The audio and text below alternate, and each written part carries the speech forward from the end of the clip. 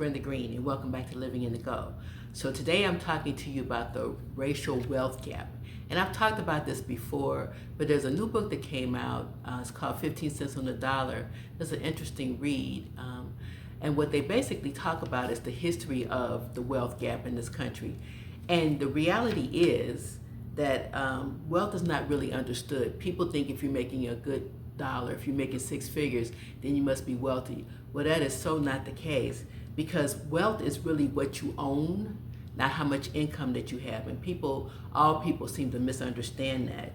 So historically, there have been government programs that you would think would have enhanced the wealth so that the gap would be smaller, but that's not the case. I'll give you an example, like the GI Bill when it came out. It was supposed to be for veterans coming home from the war so they could get a leg up in life, be able to buy a home with a good loan and bank loans and open businesses and all those things.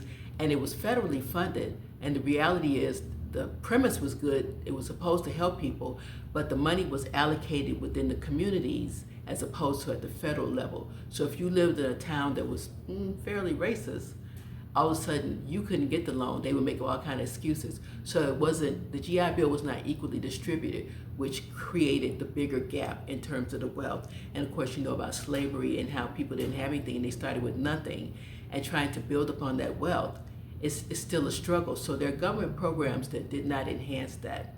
So we're starting at a disadvantage in terms of that gap.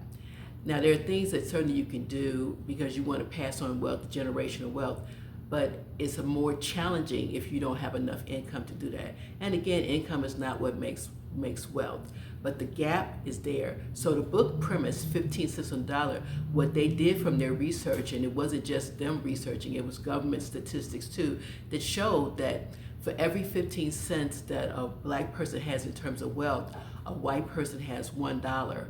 So that's 15 cents on the dollar. So it's a huge gap there. That's 85 cents that we have to try to truncate. And certainly people are trying to do that now, trying to do better at it. But there are still things that create barriers. And so we have to be mindful of it. One of the bigger things is the lack of education in terms of income, in terms of wealth. And that's not just by black people, by everybody. There are 50 states in the United States. Only 10 states mandate that children in, I think it's in high school, learn about financial literacy, learn how to handle money. 10 states. Good news is there are about 15 other states that are putting that on the agenda to hopefully get that passed, and so they will have 25 states who mandate that they should have that literacy. But that's very, very poor.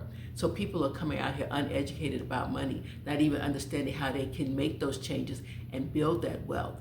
So just something to consider. Again, that book, 15 Cents on the Dollar, it's a new book out there. They're doing the rounds, two young, to me, young authors, really talking about it and doing the research over the last couple of years to figure out why there is such a gap. So food for thought, something to think about. I hope that helps. Thanks so much and have a great day.